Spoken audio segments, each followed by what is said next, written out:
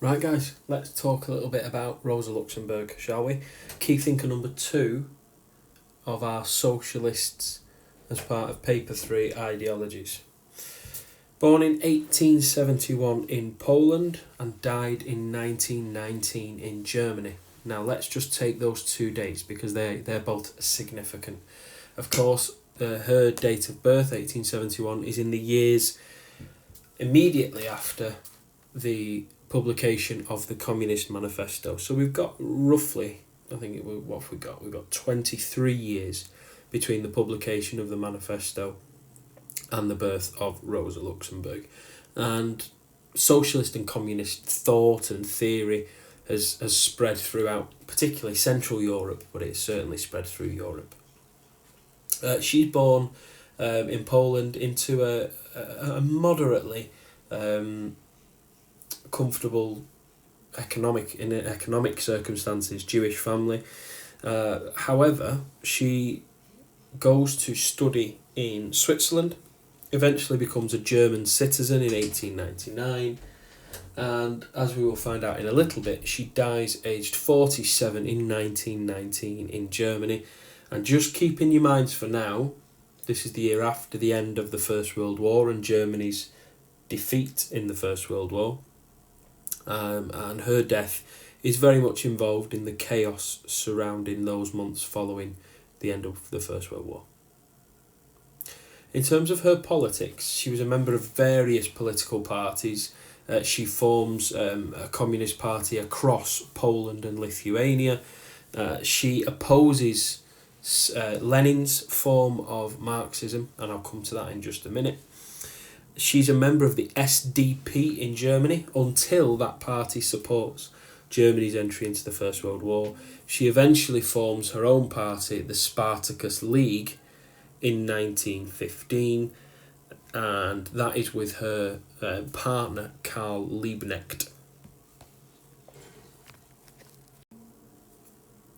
So the first thing I need you to know is often when we talk about communists, certainly of this time, we think of Soviet Russia, but it would be a mistake to think that Rosa Luxemburg was either A, involved, or B, in support of what happened in Russia when it left the First World War in 1917. She is critical of Lenin's interpretation of Marxism. She doesn't believe that socialism can be achieved within national boundaries. So for Lenin, this was a national form of socialism. This was Russian socialism, forming and achieving socialism within a country's boundaries. For Rosa Luxemburg, that didn't make sense because the world was dictated by class rather than nations. She was also critical of democratic forms of socialism, and we'll come to that in a little more detail in just a bit. What's interesting is although her criticism of Lenin is clear, she is remembered in East Germany and in the Soviet Union after her death as a martyr for communism, despite the fact that she was a critic of Lenin in her time. So as I said before, in Zurich at university, she achieves not only a degree but a doctorate. Now her doctorate is technically in law, but in her time at the university, she studied history, politics, philosophy, economics, and maths. And so what we have here is an intensely clever individual and one of the very few women with a doctorate, not just in Switzerland, but in Europe. She moves to Germany in 1897 and she marries a man called Gustav Lübeck. But this is a sham marriage. They never lived together. There's no sign of them ever living together, and they divorce after 5 years. And it appears as though that this marriage was designed in order for Rosa to gain German citizenship. She is a radical member of the left-wing Socialist Party in Germany, the SDP. However, and we will see this in our studies of socialism, there are great divisions within the movement itself. She is very much seen as a radical member, and she attacks the moderate politicians who believe that socialism can be achieved through democratic means. In 1898, she writes her key text. Now, Rosa Luxemburg has written very many articles and essays, but the one that you need to know is Reform or Revolution. And it is in this text that she outlines exactly why she is a radical and why she attacks the moderate democratic approach to bringing about socialist ideals. Interestingly enough, and you need to remember this individual for just a little bit later on, she's obviously that well respected in the SDP that she's actually a teacher. And she's basically tasked with giving young members of the party a grounding in history and politics and economics.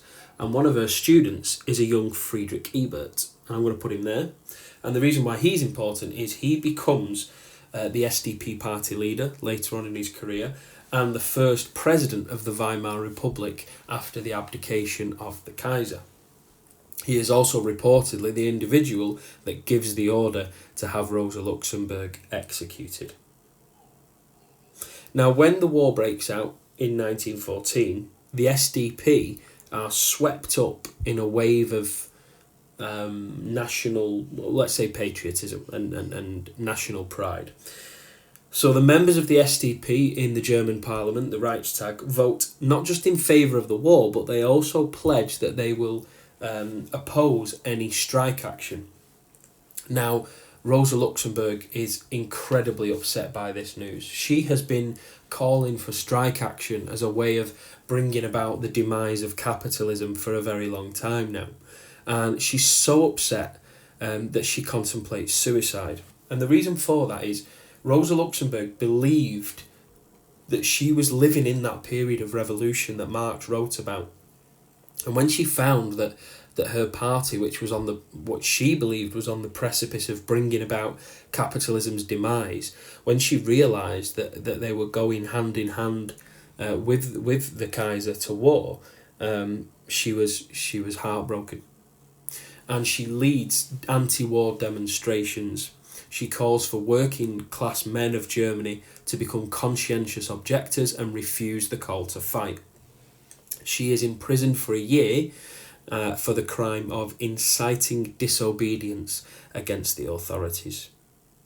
So in 1914, she joins another group, and this group is sort of nameless for a time, but in 1916 it becomes known as the Spartacus League.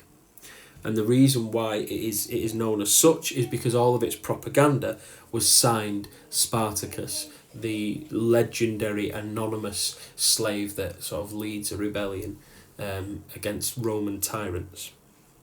Because of her involvement in that group, she is imprisoned again, this time for 2.5 years. While she's in prison, she has friends that help her to smuggle out her work and articles, another famous one of which criticised the Bolshevik Revolution in Russia. She warned that it would lead to an authoritarian government that would not bring about what Marx intended would be socialism, the dictatorship of the proletariat.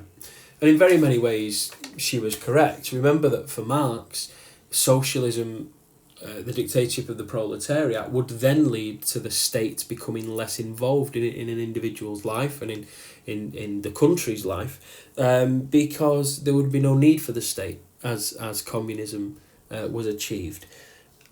And if we look at Soviet Russia, we see that the state under Lenin and then again under Stalin becomes increasingly pervasive in an individual's life and increasingly powerful too. So Rosa is released from prison on the 8th of November 1918, 3 days before the armistice is signed. And if you think that those 3.5 years combined in prison have convinced Rosa to take the moderate approach to life and to calm her politics, then you're very wrong. On the 9th of November, her partner Karl Liebknecht declared a free socialist republic in Berlin. And what we end up with at the end of 1918 is Germany is in chaos. There's not just an uprising in Berlin, but more successfully in Bavaria, there is an attempted communist uprising too. So on the 1st of January 1919, Rosa and Karl formed the KPD, the Communist Party of Germany. And Rosa says, "Today we can seriously set about destroying capitalism once and for all." And again, we can see here that Rosa firmly believes that she is living in this time of revolution. She called for the German government to be overthrown by revolutionary violence. I told you before when I showed you Friedrich Ebert to remember his name, and that's because by this point he is the leader of Weimar Germany, the government set up in the wake of the First World War, and he orders the Freikorps to crush these communist uprisings across Germany. The Freikorps were soldiers who had fought for Germany during the First World War, so he could rely upon thousands of soldiers with their military training to put down this so-called workers' revolt. On the 15th of January, Rosa and Karl were captured by the Freikorps.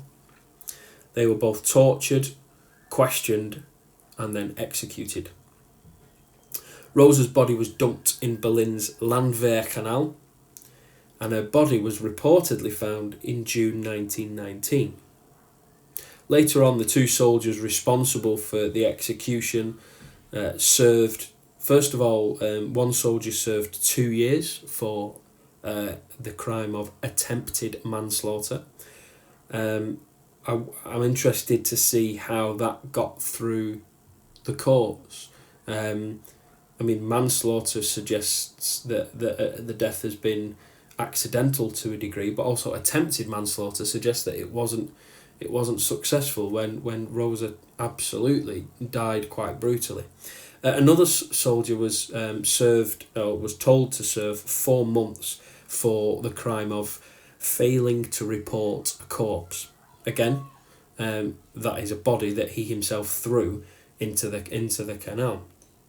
So you can see that the German court system were particularly lenient to Rosa and Karl's killers. Now, I've got a warning for you, for 2 reasons. Obviously, the first one is that the details of what I'm about to tell you is a little bit, might make you a little bit queasy if you're of that disposition, but also what I'm about to tell you really doesn't have very much bearing on Rosa as a person and what you need to know for the exam.